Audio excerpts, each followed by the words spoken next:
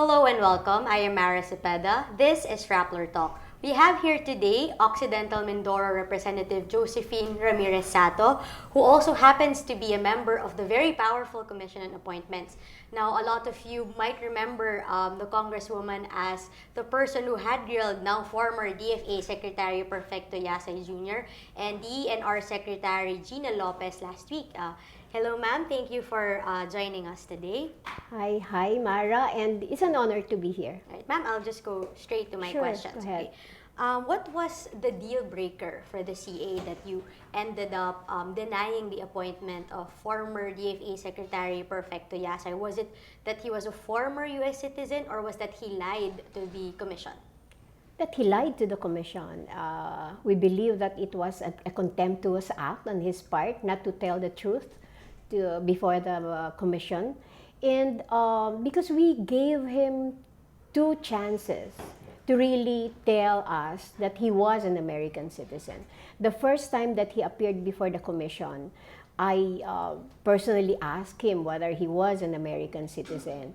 And he was a little evasive in his answer, and he said, I did not legally acquire American citizenship. And he even told me then that he had some documents that would prove that he never acquired American citizenship. And so I told him to please submit that to the commission, and then he said that he will personally give it to me. And then at the end of that hearing, I was surprised that before I could go out of the room, he handed me a brown envelope, and he said, these are the documents to prove that I never legally acquired American citizenship. And I was on my way to the executive session at the time. And when I opened, I was so surprised that the first document out of that envelope was a certificate of loss of nationality of the United States of America. And that certificate of loss is a certification that he personally appeared before the Vice Consul of the U.S. Embassy here in Manila, Miss Holler. And it states there that he, on November 24, he took his oath as an American citizen, and on November 26 of 1986, he was granted by virtue of an order of the District Court of New Jersey, and that he was granted an American citizenship. And then in his affidavit dated February 23, 1993, it stated there that, on November 24, as I've stated, but paragraph 8 of that affidavit provides that he believes that he never legally acquired American citizenship because at the time that he took his oath, he never had that intention to reside permanently in the United States. And that it being so, his petition was void ab initio, or that the grant of citizenship to him was void ab initio. I mean, but that's a questionable act, because how can you take your oath and swear under oath that you had all the qualifications and none of the disqualifications to become an American citizen? I mean, it was not also a good way of addressing that question. And so how could the American government know what is your intention, except the fact that you appear there and swear that you would comply with all the requirements? So it's a matter about his integrity. It goes to the very moral fiber of a person, and that's very important in our judging whether he's competent, he's morally upright to be a Secretary of Foreign Affairs. Because as we all believe and know that, being a Secretary of Foreign Affairs, you're the face of the Philippines to the world. Why was his apology not enough to convince the CA to? Because it would have been different if he admitted that, yes, I was an American citizen, and I'm so sorry that after all the several questions and asking for categorical answers, I did not answer you categorically. I'm so sorry. It would have been different. Maybe we could have decided differently. Really? But you know, saying that he did not become an American citizen and say, I'm sorry. I mean, I don't know where he was coming from. Many people are wondering after that Secretary Yasay's hearing na baka po meron po ba kayong background or history kasi you were really grilling him with very, very difficult questions. You know, a lot of questions a lot of people have asked me that question. Do you have any axe to grind against the secretary? I said no. At the onset of the hearing, I even told him, Mr. Secretary, I believe that you are highly qualified for the position, and I would really want to vote for your confirmation. And that's true. Honestly, I really meant it from the heart.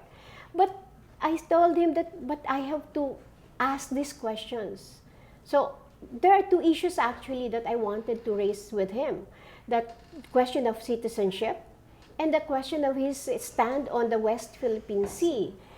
Because when he appeared here before us, before the House contingent to the CA, he categorically stated that he never legally acquired the citizenship. But because of the documents, the certificate of loss, which was of citizenship, but he personally appeared before Christy Holler 2 days before he assumed his post as a Secretary of Foreign Affairs. But that operative act of renunciation does not complete the process of losing your citizenship. You have to wait for a notice from the United States Internal Revenue Service, because it is only after that notice that you are finally declared no longer citizen of the United States. And that notice from the IRS was only released February of this year. So when you say that, do I have anything, personal against him? None. I don't know him from Adam, and as I've said, I really would like to vote for his confirmation. But he lied to us. I mean, in spite of the fact that he was confronted several times with all these documents, he said, he was very evasive at the very least. And so, no, nothing. And I feel so sorry that he was rejected, but it was of his own doing, not because of anything. Did you speak to Yasay after the hearing? And if you did, how was the mood during the conversation? In fairness, and I was so touched when after the hearing, and I think after he was already informed that not to appear at the plenary to avoid, embarrassment. He came to me because we met along at the corridor, and then he came to me, with smile on his lips and his face, and said, Congresswoman, I'm so sorry if I've offended you, because there was that incident. I was so sort of angry when he accused me that the questions about his citizenship is part of a destabilization plot against the administration, and said, I'm so sorry. I mean, I did not really personally was referring to you. And so I said, sabi niya, I'm so sorry. And I said, so I was so touched, and I told him, sabi ko, Mr. Secretary, nothing personal, trabaho lang po. And then we shook hands and we separated as friends. Okay, that's good. And that's good. What can other public servants learn from this appointment hearing of Secretary Yasay? What could they learn from what he went through or what the CA subjected him to? First of all, you have to be very candid. You have to tell the truth. I mean, if you have some skeletons in your closet, then be prepared to answer and justify whatever it is. And because I believe that if you could lie to the commission, then you could lie on any other issues and to all the Filipinos. And at this juncture, I would also want to make it clear, because I've been asking a lot of difficult questions, and a lot of people, I've been getting a lot of texts from bashers, and, really, and as if, especially in the confirmation hearing of Secretary Gina, and they were telling me that I was advancing the interest of the mining companies. And I told them that it's highly unfair, because if you have to know my history in our fight against irresponsible mining, in my province, in Occidental Mindoro, we fought hard to pass an ordinance banning, declaring a 25-year moratorium on large-scale mining in the province. And there was even a time that the DNR issued an MPSA to a nickel mining corporation in the province. We even went on a hunger strike to get the attention of the DNR so that they will cancel the MPSA. And it was during the time of Secretary Gina that she canceled the MPSA. So, and if you have to study the bills of I filed here in Congress. I filed the expanded NIPA's law. I even filed a bill which is I'm very and the even the UNDP has recognized the bills on biodiversity that I filed. So I salute and I share the passion of Secretary Gina when it comes to the environment issues, when it comes to biodiversity. But DNR is not all about mining. There are a lot more. And we would want to know the grasp of the Secretary on the other issues which are within the jurisdiction of the Department of Environment and Natural Resources.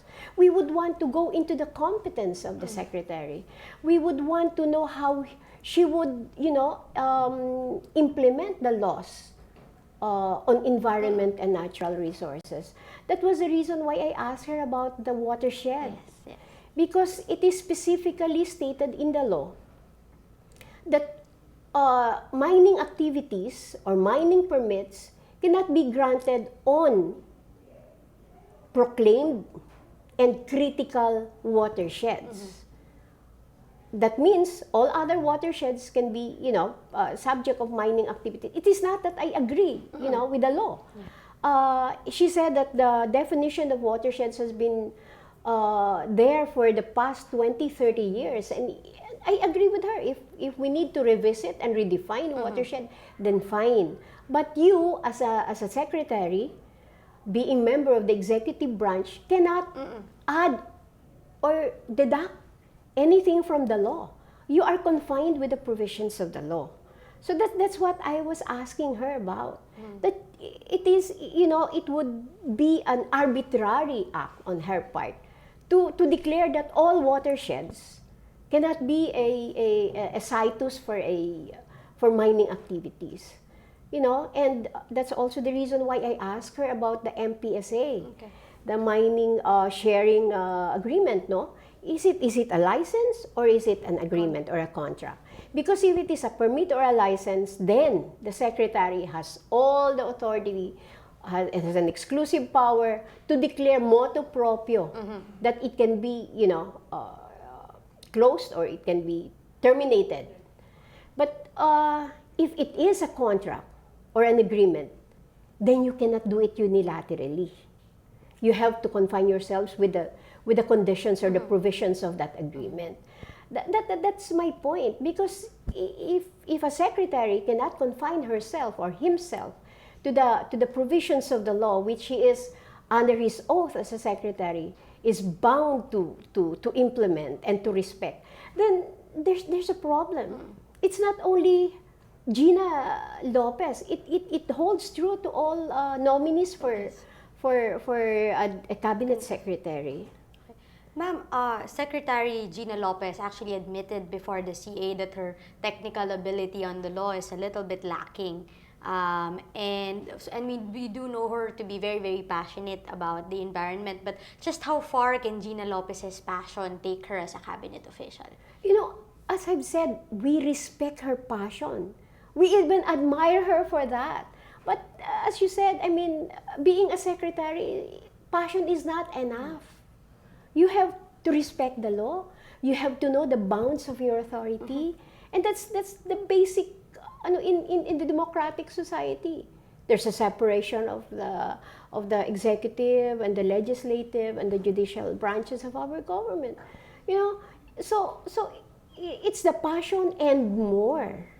And that's the reason why we ask her those questions.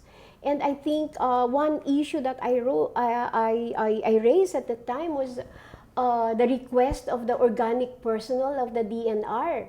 As I said, I told her that, you know, I really was thinking whether or not to raise that issue. But you know, I would be remiss in my duty to the organic personnel if I did not raise that issue. Because the plantilla of the DNR would only allow about 6 or 7 undersecretaries. And she brought in 13. And you know, I do not question her prerogative of choosing the persons that that would be working with her very closely. She's entitled to that. But my concern here is getting the items of Penro, which is the Provincial Environment and Natural Resources Officer, and giving that item to the USEC. And then she even asked me, where would I get the salaries for my USEC if I don't get the items of the Penro? But that's not correct, because the Penros are assigned in the provinces. If you take the items of the Penros and give it to the USEC, what would happen to the provinces?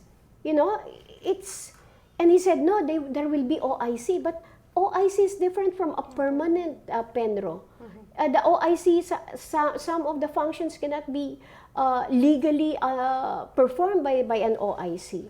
So it will not only create demoralization, but it will adversely affect the functions or the operations of the DNR offices in the provinces. So that's the reason that we have to, again, I have to state that the members of the commission are mandated to ask these questions to determine the competence of the nominees. As I've said in one of the interviews, we purposely would like to ask difficult questions to allow them to shine, to allow the nominees to prove, hey, I am capable, I am competent to be a secretary of this department. So, trabaho lang, walang Trabaho personalan. lang, walang personalan. And I hope a lot of people would understand na sometimes ayaw din naming pahirapan. Pero parte ng trabaho namin hindi yung pagpapahirap. We are looking at it from a different point of view. We are asking you these difficult questions because we would want you to shine. We would want you to prove to us that you are capable. Before I go into the CA's processes, there will be an executive session on Secretary Gina Lopez tomorrow. On Tuesday. Yeah, tomorrow. Yes. And we understand that she's out of the country, but at the same time, the 17th Congress will be adjourning the first regular session this week. So, Yeah, on Wednesday. are we expecting that her appointment will be bypassed again? Yeah, it all depends upon what happens tomorrow and what happens on Wednesday. Because I have a question whether we can vote on her confirmation even if she's out of the country. That's a question. And if we vote on her confirmation, will it be reported to the plenary, to the commission as a whole on Wednesday? Because if we do not refer it to the commission as a whole on Wednesday, then she's technically bypassed. And I don't think she'll have any problem in expecting a reappointment from the president. Okay. What encourages you to ask all these difficult questions to cabinet officials who have the backing of the president? Because, as I've said, there's nothing personal in it. It's a way of really doing your job as a member of the Commission on Appointments. The questions that we ask to the nominees is in no way a reflection of our disrespect for the president. Of course, we respect the president. We are a member. Even if I am a member of the Liberal Party, we're still part of the supermajority. Yes. And if you're part of the supermajority, you are bound to support the administration of the president. And supporting the president is support to your country and to your people. Ma'am, describe how the CA prepares for an appointment hearing. Where do you draw the line? What do you look for? How do you determine which questions to ask? You know, that's why we are given additional staff in the commission so that we could, perform well, make investigations on our own, make background information on our own, and research on our own. What are the issues affecting the department? Not necessarily the nominee, because there are some issues like this sa DNR. When I was approached by the organic personnel that, ma'am, can you please bring it up? Then we have to do that. I even go around and ask, what are the issues in your department? What do you think can the new secretary do to improve the services of the department? And that's part of our job. And I believe all our members are doing that. So you can really guarantee that the CA really does background checks? We do, and you can see that from the questions that we ask. Well, ma'am, as a longtime politician and as a member of the CA, how would you define leadership? Leadership is, believing in your heart and in your soul that you can do a lot for your province, for your country, and your people. That's leadership. You don't take into consideration your personal ambitions in it. It's how believing in yourself that you can do a lot for your country and your people. That's leadership. Even without counting, that a certain thing will be attributed to you. The honor should always be for the country and people.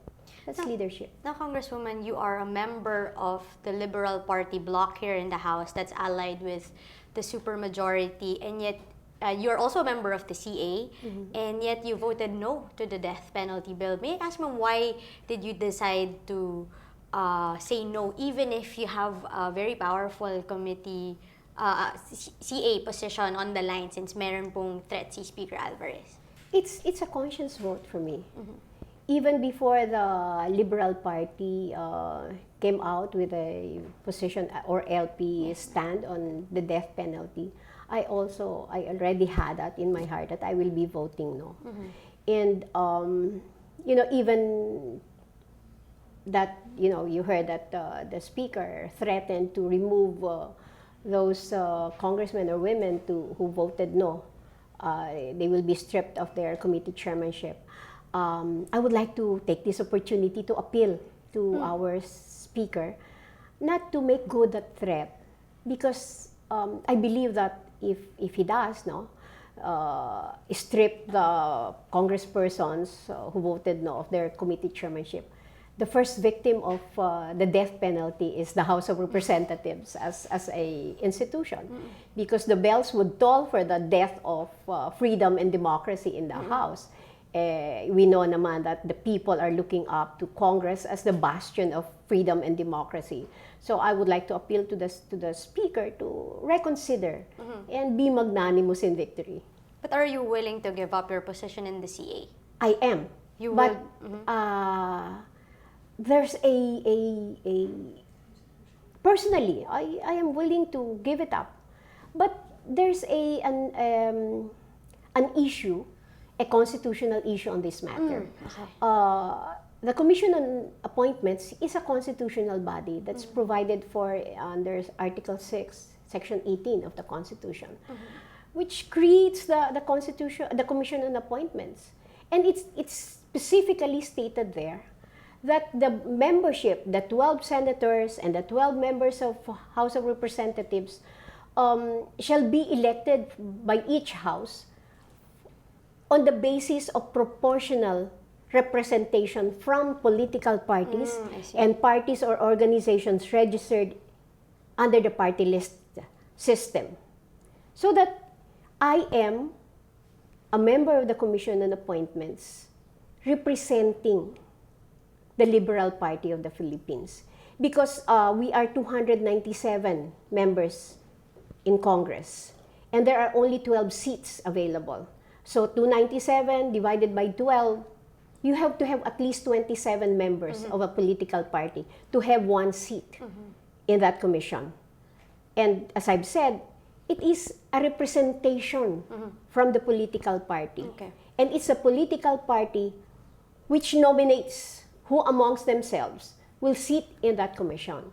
So that if I voted no, and that's the official party stand of the LP, then I am representing the official stand of the party.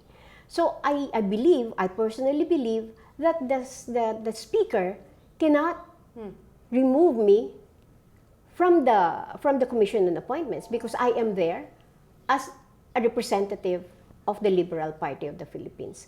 And if he removes me from my seat, then don't you think that's an infringement of the independence of the commission? Because being a constitutional body, it is a mechanism for a check and balance between the executive branch and the legislative branch of our government. So that if you remove me because I voted no, then that's an infringement on the independence of the commission. Do you plan to speak to the speaker about this matter, or will you just let things take their course? Actually, I already you did? sounded off the majority leader on my stand on this. And how did he respond to it? He will take it up with the speaker. When did you? And me personally, I will also have to take it up with my own party because I will only vacate my seat if the Liberal Party tells me, hey, vacate it, then I will willingly. When do you plan to speak with the party po? Soon. Very soon. This week? This week? Yeah, maybe. Okay. Well, going on a more personal note, you've been a long-time vice governor and governor of Occidental Mindoro prior to being elected to Congress. Is there more fulfillment as congresswoman than being a local government official? You cannot really say that I am more fulfilled here in Congress or I was more fulfilled when I was governor, because there are two different positions.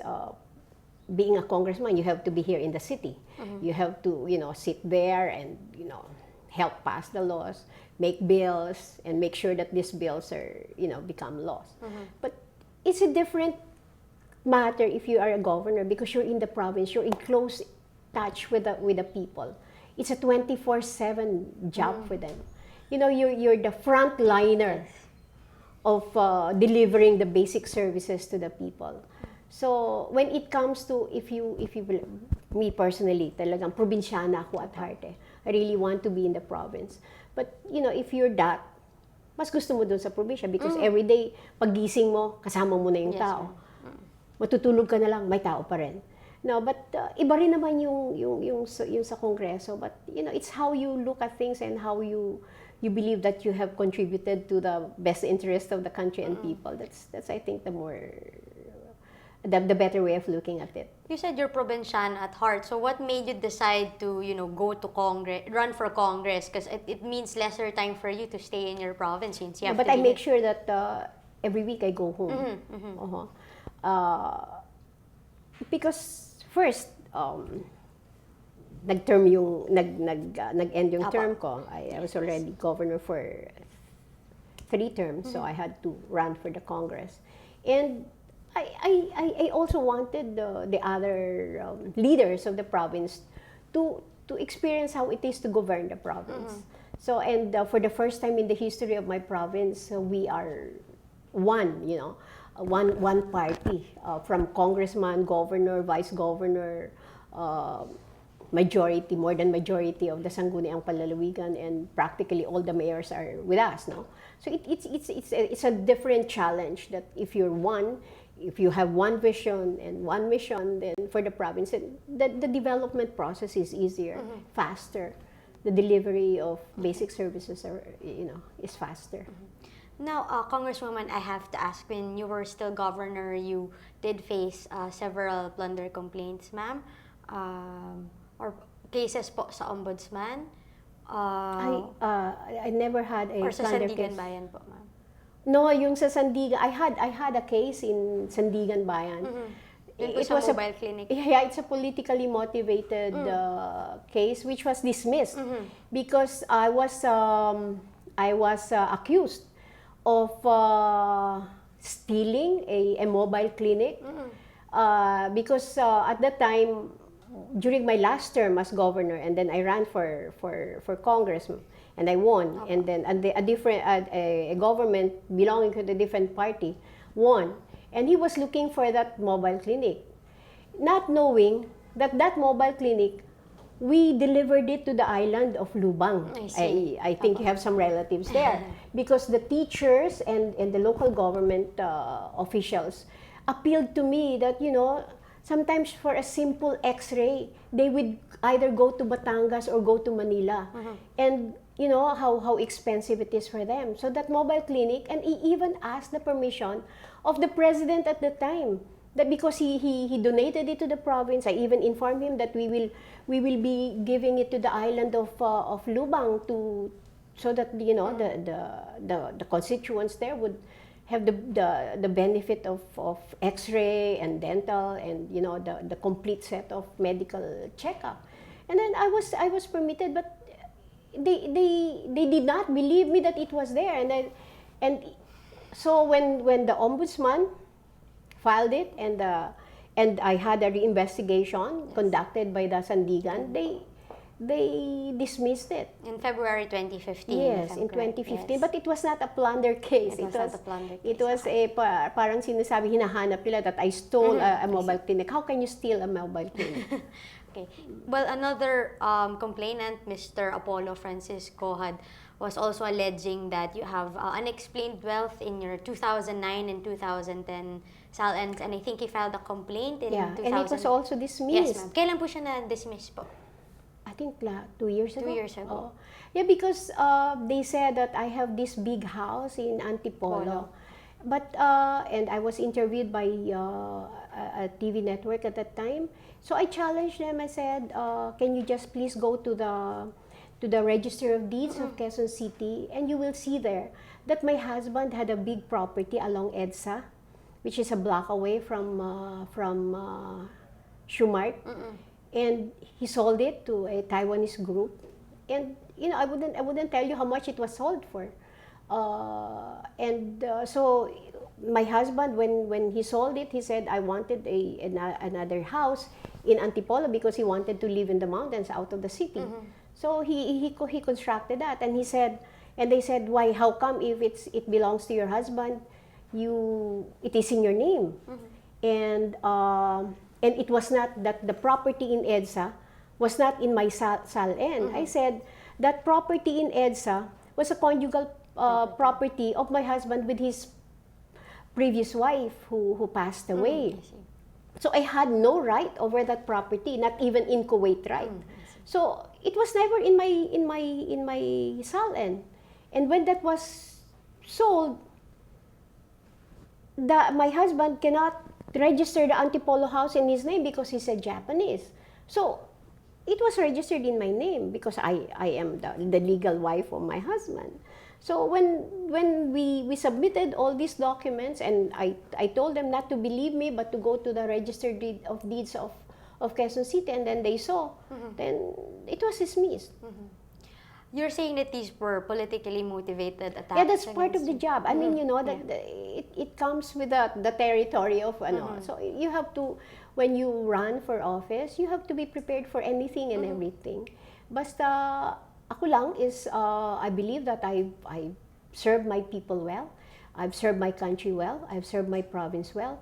And I would like you to know that I am the only politician in my province who has not suffered a loss. And I don't intend to lose at any elections in the future. Well, what keeps you motivated, Congresswoman, given that you had these complaints filed before you, and then now I guess you were saying that you had been receiving, I guess, hate messages online because of the appointment hearings. What keeps you going and keeps you fighting despite all the hate messages that you're receiving?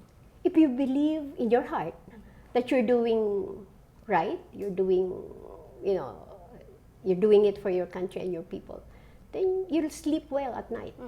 That's my only barometro. If you can sleep well at night, then you're doing okay. Okay, well, Congresswoman, I'm gonna go down to my last few questions, and it will be focusing on the Liberal Party since you've been a long time member, and I think you used to be Secretary General. General, yes, yes. How would you assess how how the leadership of LP is handling its position now under the Duterte administration? Because we understand na decimate po ang party from 100 plus to just 32 now, for example, in Congress. You know, that's a reality in Philippine politics that after every elections, a lot of people will exodus. You know, there's an exodus towards the administration party, and we understand that. The Liberal Party, when we decided to join the supermajority, was in accordance with the party principles because as a president, former President Noynoy Aquino said, that it is our moral responsibility to support this new administration, not for the Liberal Party, but for the country. We will give that support, but on a condition that, or with a caveat, that it will be a critical collaboration. That in the event that, you know, the what's happening in the country runs against the principles of the party, then we will speak up.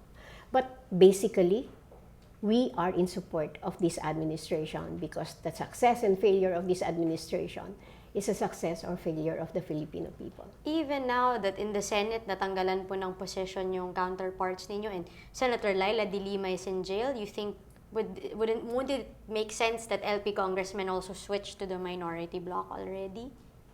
Not yet. I Not mean, yet. you How know, come? we have not really decided on that. We had a meeting before and said, you know, it's time for us to speak up, to speak out, and maybe to be very sensitive on what's happening. But it will always be a party decision, and we are on our toes, and we have our ears on the ground, and we will make the proper decision at the proper time. Well, and my last question for today would be, how do you think the LP can serve as a very effective opposition should the time come that you decide to become a minority? Should we, you know, in the event that Yes, in the event that the party decides. we go to the minority, it will be a very constructive opposition. As I've said, we've seen a lot of opposition in the past, which is not good for the country. So if ever we join the opposition, it will always be constructive. The primordial concern would always be the best interest of our country. I mean, sayang naman eh. Nandiyan na yung ang ganda na nung posisyon ng ating bansa in terms of economy. And there's no turning back. If we destroy that or we stagnate, contribute to the stagnation of the economy of our province, then we're not doing our people a favor. Well, thank you so much, Thank you so Congresswoman much. Sato, Thank for you so much. answering our questions today. There you have it. Occidental Mindoro Representative Josephine Ramirez-Sato talks about the appointment hearings of former DFA Secretary Perfecto Yasay and DENR Secretary Gina Lopez. She also discussed the processes that the CA goes through during the appointment hearings. And of course, we asked her about the controversial issues being tackled at the House. This is Mara Cepeda. Join us again next time.